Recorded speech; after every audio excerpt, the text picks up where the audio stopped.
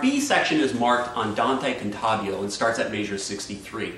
We do have a tempo change that we're going to make here, andante. Okay, that tells us our tempo. Like very many things, we get a tempo with the andante and we get a character with the second word, in this case cantabile. Cantabile means singable or song-like. So here you just want to really let it sing out, let your vibrato shine. Very important that you work on a very nice vibrato here and that you're working on not just a steady metrical one, but that is fluctuating with the music and where it's going. You'll also notice that we get a dolce, meaning sweetly. Another word I want to give you here is rubato. You can throw in a little rubato, and he's done it for you. If you go down to measure 80, you can see the ad lib or the ad libitum, where you're going to actually do this at your discretion, starting a little bit slow and then pushing up through it. But very, very, very dramatic all the way through this section, and you just need to really portray that as much as you possibly can. Here's a little bit of the andante cantabile.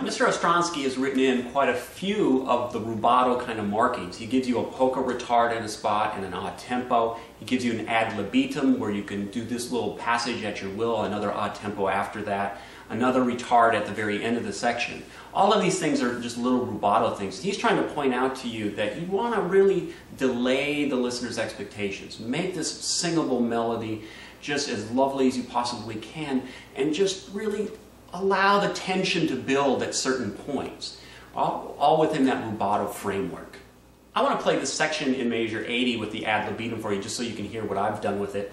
And really, it's not anything too dramatic or fanciful. It's really just I'm starting it out slowly and building up the speed until we get back to the odd tempo at measure 81, throwing a crescendo on it. Here's a couple measures before the ad libitum.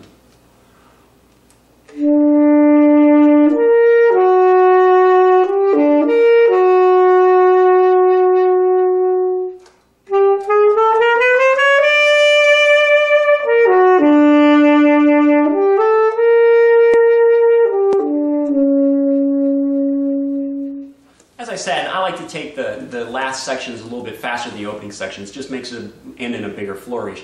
And the music does that easily by itself as well. You can see that the scale passages that you get in the last 8 or so measures, just moving up through the scales chromatically, ending in a big flourish, going to the high notes with those accented E's, making them come out very, very strongly and really giving it a good finish on the A. Okay, we get that E, which is the 5th scale step in the key of A, and then moving back to the A thing.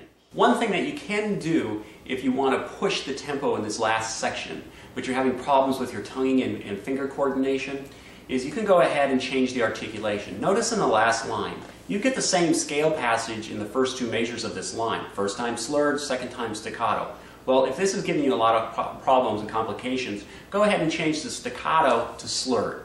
This will allow you to get a better metrical feel because you don't want your ending of your piece to be distracted, or the listener to be distracted by your tonguing and fingering not perhaps going where it should be. So you can take some liberties and make some changes in order to facilitate your technique. I'm going to start this 11 measures back at a mezzo piano so you can hear how it's coming from a soft spot. It's going up to a mezzo forte, then finally to a forte for a big final finish.